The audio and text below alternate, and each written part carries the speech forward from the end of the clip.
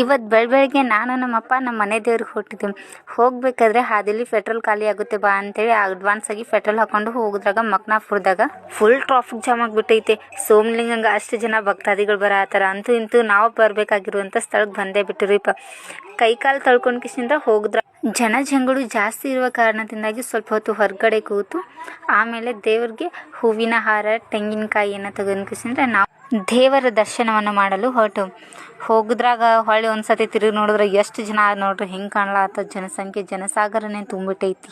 ಉಣ್ಣೆಯ ದಾರವನ್ನು ತೆಗೆದುಕೊಂಡು ನಾವು ದೇವಸ್ಥಾನದ ಒಳಗಡೆ ಬರೋದ್ರಾಗ ಆಲ್ಗಂಬಕ್ಕಂದ್ರೆ ಫುಲ್ ಭಂಡಾರದಾಗ ಮುಳುಗಿಸ್ಬಿಟ್ಟಾರೆ. ಸ್ವಲ್ಪ ಜನ ಕಮ್ಮಿ ಆಗಿದ್ರಿಂದ ನಮ್ಗೆ ದೇವರ ದರ್ಶನ ಮಾಡ್ಲಿಕ್ಕೆ ಅನುಕೂಲಕರ ಆಯ್ತು. ನೋಡ್ರಿ ಹೆಂಗದ ಅಂತೆ ಒಂದ್ಸರಿ ಗುಡಿ.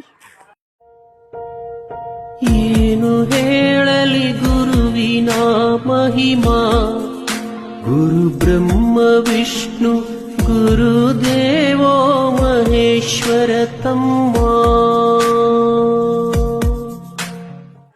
ಕಾಯಿ ಹೊಡೆದ್ಕೊಂಡು ಅಲ್ಲಿಂದ ಒಂದು ಸ್ವಲ್ಪ ಪ್ರಸಾದವನ್ನು ಸೇವನೆ ಮಾಡಿಕೊಂಡು ಜಾತ್ರೆ ಒಳಗೆ ಏನರ ತೊಗೊಂಡು ಬಾ ಪಪ್ಪ ಅಂತ ನಮ್ಮ ಪಪ್ಪ ಕರ್ಕೊಂಡು ಹೋಗ್ಯೋ. ಏನು ತೊಗೋಬೇಕಂತ ನೀವು ಗೊತ್ತಾಗಲಿಲ್ಲ. ನಾಳೆ ನಮ್ಮೂರಾಗ ಜಾತ್ರೆ ಅಲ್ಲೇ ತೊಗೊಳತ್ತೀವಿ ಬಾ ಅಂತೇಳಿ ನಮ್ಮ ಪಪ್ಪ ಕರ್ಕೊಂಡು ಹೊಂಟ್ರು ವಾಪಸ್.